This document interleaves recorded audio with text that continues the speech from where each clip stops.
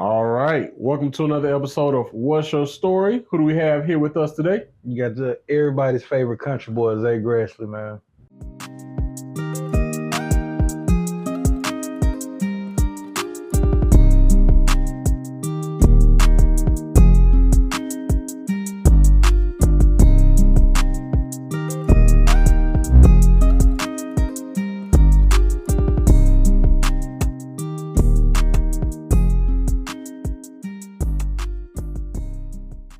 All right, Zay Gratsley, where you from, man? Gastonia, North Carolina. All right, so I'm gonna explain to everybody how we got you here. We know Aries. We interview Aries. Okay. He thought that you would be a great interview. After kicking it with you, I think he was right on point. That's what's up. So that's how we got here. We want to start with your music first and your love for music. Where did that all come from? Man, music was always like when I was younger, before I got into music was like it was always like a getaway for me. So like anytime I would hear my mom arguing with a boyfriend or anything, music was always, and it's like I always could find a song that fit. It's like it was always a song to go right home. You know what I mean? Go fit a situation. Yep. For every situation, it was a song I would go to. Yeah. So music's always been there. I can't think of a moment in my life where I haven't relied on music. Yeah. So what would you consider yourself? A rapper, a country star? What are you? An artist. All right. An artist. And why do you say you're an artist and you're just not confined to a box? Why would you say that? I don't think I've ever been confined to a box. Even when I was young, I was like that. You know what I mean? You know, there's always that one black dude that's just, everybody looks at him like he's different, or you know what I mean. So I've always been that kind of black sheep. Yeah. So I would say art. For one, I tattoo, I paint, I do music. I just love art all around. Yeah. So, excuse me. Musically, I would say I feel like I can do anything. Given the time, I don't think it's any genre or any style of music I couldn't just put my heart into. Gotcha. If long as the music was there, I don't think it's anything I couldn't. You know what I mean? Mm-hmm. And you don't know no bounds. You'll experiment. Exactly. You'll try it out and just see how it sounds. Exactly. So this, we heard some of your music, heard the rapping first, and then the country. What made you transition from rapping to country? So it was you heard rapping to country, but before rapping, it was country. It was country, it was pop, it was southern rock, southern soul. Like it was all not necessarily rap. So rap was like I think rap was something just really to break me out of my shell, to go through a trial, to be comfortable, to be where I'm at now.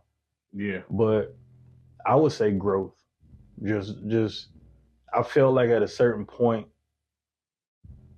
where I decided, okay, I got to grow up. I can't keep doing the same shit.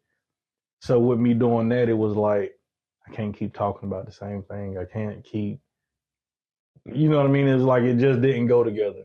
For me, not to be in that lifestyle, to be rapping about it and promoting it, just didn't mesh. Yeah, it didn't feel right. You didn't want to pretend. Yeah. Yeah, that makes sense. That makes a whole lot of sense. I mean, that would be like me trying to explain to somebody a bank teller's job. I don't know nothing about that. You know what I mean? Like I don't live that life, so I don't know nothing about that. Yeah. But if you ask me about art, you ask me about tattoos, you ask me about painting, you ask me about music, you ask me about growing up in the country, you ask me about growing up in the South, just I can relate to all of that. Yeah. I can't, what they call like I wouldn't say, oh, I'm still in the streets. you know what I mean? But it's like, if that's not my everyday walk, I don't know what's going on there. So I can't relate to anything relevant that's going on there. Yeah. You know what I mean? Because that's not where I'm at now. Do you, first off, how long you been making music? I wrote my first song when I was probably like 12, 13 years old. Do you remember your lyrics or anything? Yeah, it was terrible. It was terrible. So I don't know if you remember, it was a Snoop Dogg song. He had a song with Doggy Angels. Okay. So, and it's when he was on that, Snoop Dogg was on that Dizzle for Shizzle, my nizzle. Oh, He was on that. wave. It was on that. It was on that thing. So I wrote a rhyme, and everybody called me Zeke growing up. So I remember it was like Z to the Izzy, K to the Izzy. You know what I mean? Like, it was terrible. Yeah, it was terrible. Now it was bad. Yeah, now think about it, it was bad. It was really bad. Do you go around and perform your music? Yeah, everywhere. I'll be in Nashville this weekend, actually. I got a show, Country and Color, Nashville, on Broadway, at the Wedge. Anybody in Nashville, come check it out. Yes, sir. Last Halloween was the first time like my music really started taking off, and I got to do a couple shows with Bubba Sparks and Bez Believe on their Halloween Hootenanny tour when they came to North and South Carolina. Gorilla Zoe, big shout out Gorilla Zoe. He fucked with me. I fucked with Zoe. That's what's up. I ain't hear that name in a minute. Yeah, That's what's up. Yeah, I done opened up for him for maybe 2 or 3 times. Like, he'll reach out to me, bro, can you pop out here, pop out here, pop out here? And I'll be there, you know what I mean? Just for the experience and the connections and stuff, like, I'll be there. Yeah. Zoe, real laid back dude. I do a lot of shows, man. In your opinion, what was your best performance? Or your most fun show, I should say, for you? All of them. All of them. A couple beers in, I mean, I don't care. If it's one people 100, I don't care. It don't even matter after that point. It don't even matter. They getting all of them. So with you going around traveling, of course, you building your name. People begin to know you in different states and know your music. What's your best fan experience? My best fan experience, like I was, oh my God, I ain't even gonna try to say it, because I can't remember his name right now. That's crazy. I could have said it a minute ago. But the little kid that came to see my show, he's like 7, 8 years old. It was on a Halloween show. It was actually in Gastonia, my hometown. I was opening up for Lil Flip for a show. And his dad brought him up there, and they called me up to the front, and he was like, hey, man, my son wanted to see you. You know, this is what he wanted. He was dressed up as Spider-Man and everything. And so I told the people at the door, I was like, hey, he performing with me. He coming on stage. I brought him on stage. He danced, everything. So that would probably be one of my most memorable, best moments, just to know it was a little kid that told his dad, hey, I want to go see Zay perform. This is what I want to. No, it was his birthday. His birthday was on Halloween, actually. Yeah. That's what it was. And that's what he wanted to do. So how does that make you feel as an artist, you putting out this music to see that it's having the effect on people that it's having? I love it. I love it. And if it wasn't for people that was close to me, like really forcing me to put music out, I don't think I would have ever done it. Because like you see, like I'll do stuff and I do it and don't ever put it out. I just sit on, you know what I mean? Yeah. And some of it could be good stuff, but to me in my mind it's just like, oh, don't nobody want to see this. But from people telling like, bro, you need to put your music out. You need to put your music out. Like, you need to do it. You need to do it. And it was just like, okay, I'm gonna try it. Yeah. And it just over time it built up, and just for the love that I had for music, it was more staying consistent wasn't a problem because I love doing it. It was the putting it out there and worrying about the reaction is what, you know what I mean? That was one thing that was my biggest hold, and it's still my hold back from putting out a lot of content. I'm always worried about what people will think about it, or if they gonna like it, or if they gonna think it's lame or something. You know what I mean? So I do shit and I don't put it out. I actually know a few people like that.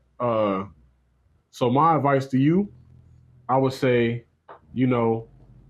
put it out, because you never know what song will affect what people, or people's. You know what I mean? Because think about it. It's probably certain artists you listen to, I listen to. I can listen to a whole project. Out of that whole project, I like these 4 songs, but just because I don't like the other 6 songs that may be on the project, I can ride with somebody else and they be like, I like this song. Might like that's them, a song I don't like. Exactly. You know what I mean? Yep. So you never really know. And I think you should put it out, because it's just all about expressing yourself, and you putting yourself in an art form for people to enjoy you, technically. You know what I mean? Yeah. So I feel like, hey, stop that, put it out, brother. Dude, I always said if I could be one of those artists that can put out all my music, put out videos, and never be in them or never have to be seen, that would be me 100%. That would be me 100%. Like, I can put out all the music videos and everything, just get other people, like, that would be me 100%. Yeah. Like, of course, I love, you know what I mean, what money I make from it and the money. But it's like, for me, it's not about the fame. Like, it's just to get people's reactions and to see fame. Like, I performed, I think it was, I want to say it was Sherrall, South Carolina. I done a show there. And when I done Southern Charm, bro, it was literally, they was singing it word for word. It's that Southern boy charm with that country boy twang. My walk, my talk, my buckle all the way to my boots. Yes, ma'am, no, sir, when they talking to you. Work hard all day to party Friday night. Oh, Lord, he's a country boy. And like, I literally almost stopped in the middle of performing, was like, are they singing my shit? Like, it registered. I was like, wait a minute, they singing my shit with me. Like, okay. Like, it was like, it took a second to register. I was like, oh shit. Yeah. Like, okay. Like, they really listening. Yeah. But yeah, that was, I mean, I'll build up the nerve to just put it out one day. Hopefully it'll work out. So with the process of you making music, or this journey, I would say, I would say that. This journey of you making music, what has been the most difficult? What's a hard part, in your opinion? All of it. On this journey. All of it. The hard part is getting up, doing it every day. Finding the motivation? Finding the motivation to get up and do it. The motivation is there. Yeah. The hard part is getting up, doing it, feeling defeated the day before.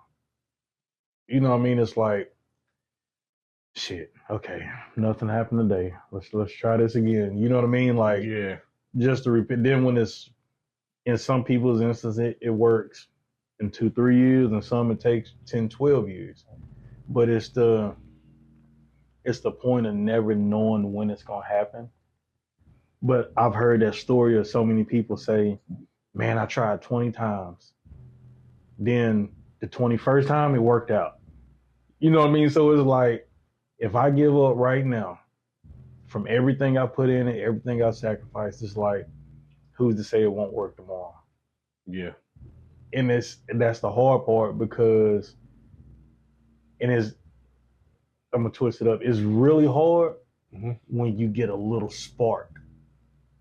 You know what I mean? Like, when you do a good show and it's a big show. I'm about to say, when you see a glimpse of what it could be. Or you get a show where you get paid something different you ain't used to, or once you get that little spark, it's like you chasing that spark forever. You know what I mean? Yeah. And I feel like Southern Charm was that spark, because, bro, I put that video out and it was jumping like instantly. Like, every week it was going up like 3,000-4,000 views. I was like, holy shit. Like, you know what I mean? I'm like, to me, I'm like, I ain't doing but put $40 on a Facebook, on a Google ad. You know what I mean? Like, yeah. I'm like, damn. And then the reaction, and then, like I said, to see people singing it and people knowing, like, bro, I've been in gas stations and people be like, bro, you Zay Gratsley, you sing Southern Charm, and it's like I'm literally at the airport. People want to take pictures, and to me, I feel like, bro, nobody knows, but people do. Some people do, and it's like once you get that little taste, it's like, all right, if I can get these few hundred people to know who I am, I can get a couple 100,000 to know who I am. Mm-hmm. And so then it's like, all right, if I get a couple 100,000 to know who I am, I can get a couple 100 million to know who I am. You know what I mean? It's like, so it's like you always, once you get that one little spark, it's like you always chasing that feeling again. It's like people smoke crack. You know what I mean? When they say, what the crackheads say, bro, you always chasing that first high. That first high. You know what I mean? So it's like, once you get that first spark, it's like, bro, that's a good feeling. Yeah.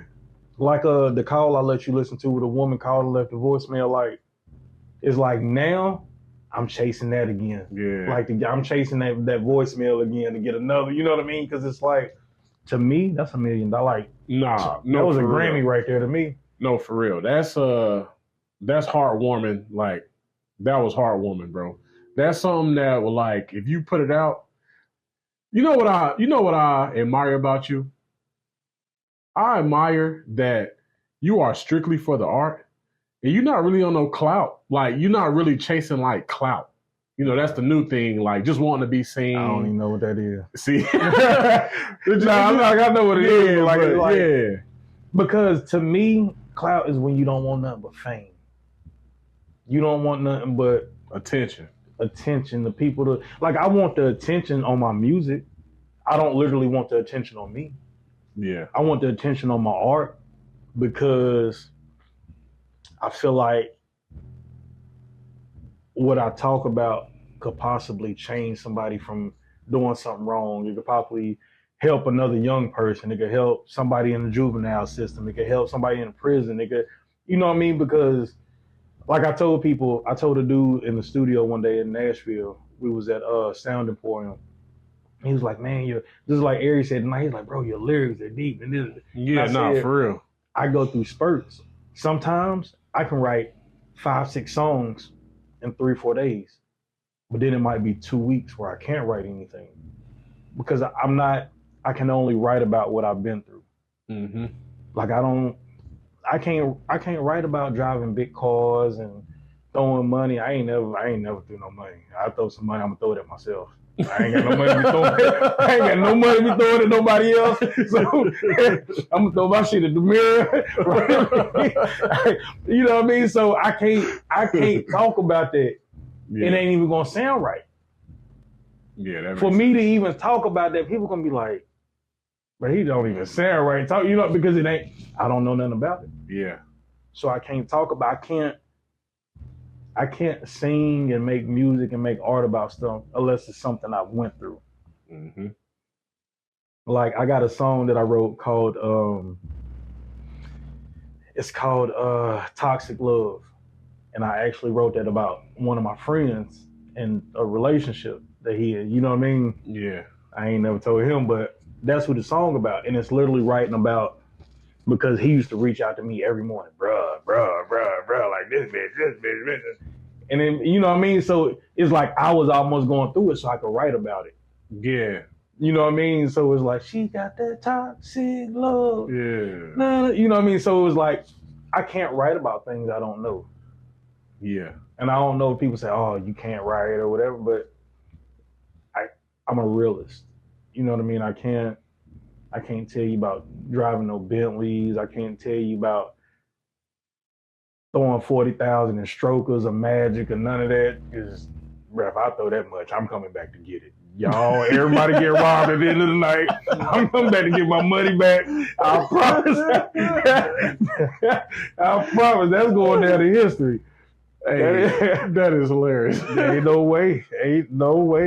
Hell no. Nah, but I had to let you know on that point in particular, that's real admirable of you, because what you showed me off camera, like if you put something like that on Twitter, you know what I'm saying? Yeah. It'll probably go viral because it really grabs at your emotions, you know. The recording? Yes. Okay. You know what I'm saying? That'll really grab people and really affect people. Like, that's some like real good-hearted content. You know what I mean? And like you were saying earlier, you don't put stuff out. You just got it. You just got it. Yeah. You know what I'm saying? But the fact that I got to see that, like, bro, that's dope. And it shows that the music that you're putting out, it's making a difference to people, bro. That's You know what I'm another saying? thing keep me going, because a lot of times I record stuff and I'm like, all right, this could sound better, or this don't sound like this person, or this don't sound as good as this person. And I thought that way for a long time, and then it was like, you ain't supposed to sound like that person, or you ain't even supposed to worry about thinking about trying to sound good like that person. It was like, just do what you do. Facts. Never compare. If they like it, they like it. If they don't, it don't change nothing for you. Mm-hmm. And from then it was just like, I'm gonna put out the music I want to put out. Yep. Whether they, you know what I mean, whether they like it or they don't. It's just, I feel good putting it out, and that's what I'm gonna do. Yeah, never compare. Never compare. It's all about you, your individualism, your vision, and your, you know. Well, it took me finding myself, because as an artist first coming in, you know, I was listening to Boosie, Webby, Snoop Dogg, artists before then, like Warren G. Like, I listened to a lot of West Coast. So my sister grew up in California. So when she moved back to the East Coast with us, like, she brought a lot of the West Coast music with her. Like, the first rap song I ever heard in my life was Slick Rick, Children's Story. You know what I mean? So she brought me a lot of different, I didn't start off listening to down south music. Yeah. Like, it was like West Coast rap and Snoop Dogg and stuff like that I heard her listening to, is what made me get into it. But it's music something different, bro. Like, it's a therapist by itself. Mm-hmm. Yeah, I hear that a lot too. It is. A lot of people use music as therapy It to is. get out their feelings and their emotions. Mm-hmm. So, you know, this platform is called What's Your Story? We talked a little bit off camera about certain things. I just kind of want you to talk about that, because I think your story is a dope story. So you did some time or whatever. Can you talk more about that situation and that experience? What you want to know? How much time you did? Total. All the time together, I've done over 15 years. Yeah. So in one big chunk, the last sentence I just done was 14 years, 10 months. Yeah. The sentence before that was a 2-year sentence. How did that experience change you as a person? Well, for one, I had to grow up in prison. So I went to prison my first time. Like, I've been in county jail before I went to prison, but actually going to prison, my first time I was 18. And I got my 2-year sentence. And I was only I wasn't even out for a year. And then I got arrested by the feds and done my big sentence. But for me, I don't look at it like it was a bad thing. Don't get me wrong. But I don't look at it as a bad thing. I look at it as something that made me grow up and something that made me change my life. Because if it wasn't, so to me, when I got my 2-year sentence, I got out, dude, I literally got out and got right out to a pistol and a pack and pound of weed, and you know what I mean? Like, right back into it. It wasn't nothing different. Yeah. So it was like God telling me, okay, I just set your ass down for 2 years. You ain't even been out 5 minutes and you right back on this. Let's see if you could do this. So it was like, because I wasn't ready to be back out, because I didn't grow. I didn't learn anything. While I was in there, I was like, oh, I'm getting out. I'm getting a job, this and that. But total, 14 years, 10 months was my biggest fear in the Fed. What's the craziest experience you've dealt with in there? I would say, so I was in a race ride in Victorville, California, and I got stabbed 7 times in the chest. I would say that would be, 6 times in the chest, once in the face. I would say that would be my crazy experience, but it's not. But it's not. Nah, I wouldn't say it was. I was in Beaumont, Texas, in the USP when I first went in, and you know, something had happened with like the bookie guy. Somebody stole some stamps from him or something, and I seen a dude get beat with a lock and a sock and like flipped over off the top tier. So that like, and that was probably like I've probably been in like 2 years then. So to me, and the dude died on impact. So to me, that was like, okay, this is either get your shit together or you ain't gonna make it home. So I think that was my most eye-waking moment in there. Because I ain't, you know what I mean? Of course, on the street, right, people shot at me. I shot at, I ain't never killed nobody.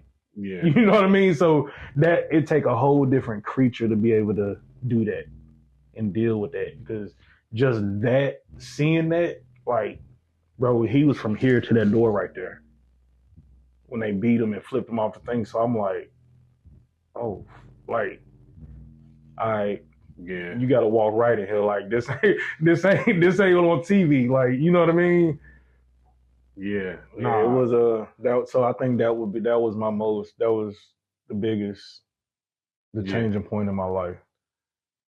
To go back to the first incident, I ain't gonna lie, that second incident crazy. I always hear about a lock in the sock, but you actually seen it, bro. I've heard, like I always heard about it, but to actually see what it can do to somebody, yeah, that's like crazy. To see what it can physically do to something, you wouldn't think that, but to see it, yeah, that's crazy. That's insane. Bro, I'd rather somebody stab me than hit me with a lock in the sock. And that's saying especially something. In the face or the head anywhere. That's saying something because you actually been stabbed. Like, I wouldn't rather for either one, but just say it. You know what I mean? Yeah, I wouldn't rather for either one, but yeah, that lock in the sock something different, bro. Like it just that's something different. So with the first incident with the race riot, like what can you walk us through that situation? Like what was that even like? Like, cause I see it, like you said, I'll be seeing it on TV, like different shows and stuff. Mm-hmm. But you actually like went through it. So what was that whole situation even like? So it was like it me in general, it had nothing to do with me. It was blacks against Mexicans. You know what I mean? So something in the child line, dude that done something and it's so easy to disrespect people in prison. That's why you find, and I tell everybody should experience because they'll be more respectful to other people. Because in prison, bro, the way people talk to people, bumping people, all that, like you can't do none of that. You can't do, like, if you do, it's like, my bad. You know what I mean? We good. Like, yeah. Like, because people you got people in there with life. They looking for any little thing. Yeah. To go to the next prison. And they got life, so it ain't like... They don't give a damn. Yeah, I'm about to say, ain't like they got something to lose. It's like you can't do nothing else to me. Yeah, exactly. You gonna put me in the hole? I see life as like going to the hole is vacation to them. They get put in the cell by themselves. They ain't got to worry about nothing. They food get brought to them. You know what I mean? They ain't got to get up and walk nowhere. A lot of them look at it as vacation. Yeah. Damn, bro. That's some prisons you get your TV back there. So you get a TV, you know what I mean? Like, where you gonna go? It's like you got your own little room. Dang, bro, that's crazy. But no, that was it didn't have anything to do with me. Like I said, it was two different races. And, you know, I had only been on the compound for like 2 months. Once I got there, you know, and everything happened, everybody, of course, knew what was going to go on, but I was literally on the rec yard playing ping pong. I went in the bathroom to go pee, and I walked out, and, bro, it was like World War III. Chaos.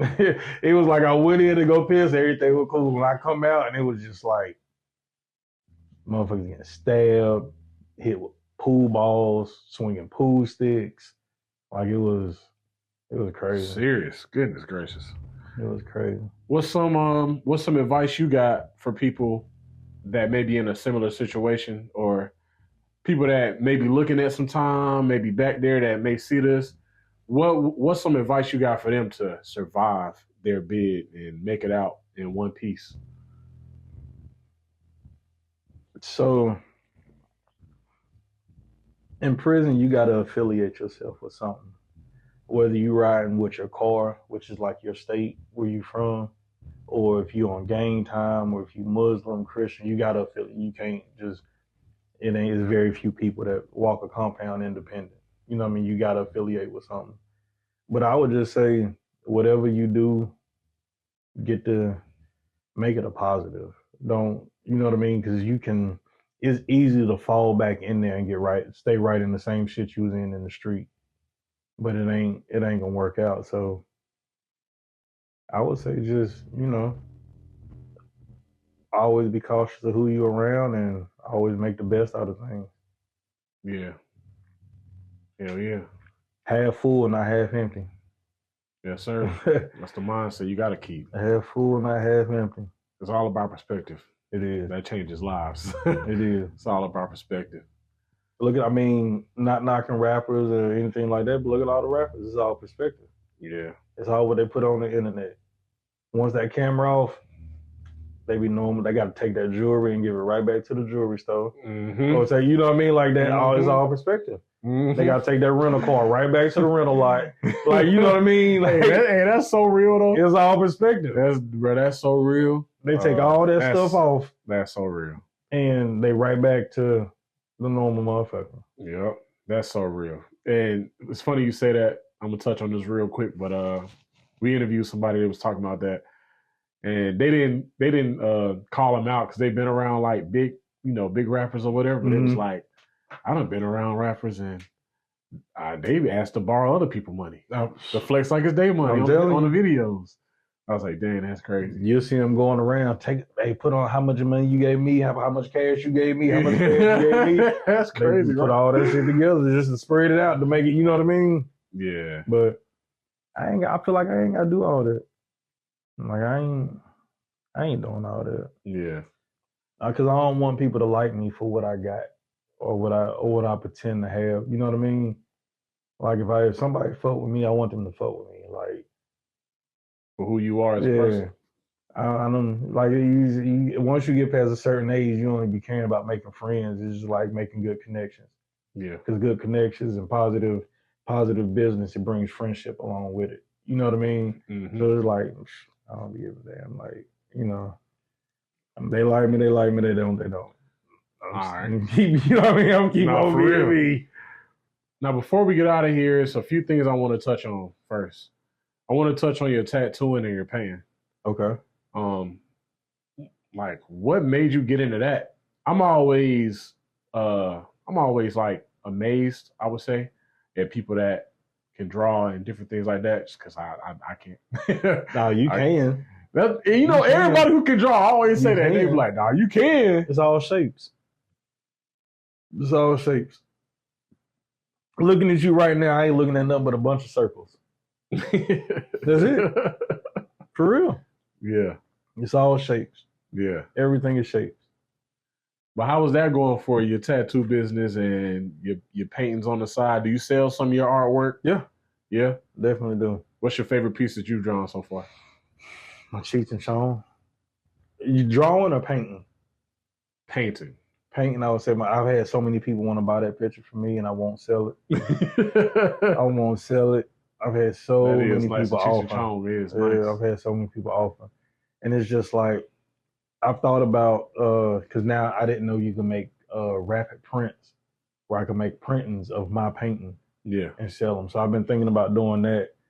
But I would say the Cheech and Chong. The Cheech and Chong, and then is one I done for my old boss at a tattoo shop that I worked at. His dog passed away. He had a pit bull. It's on my Facebook, actually. The painting is. And his wife sent me a picture of the dog.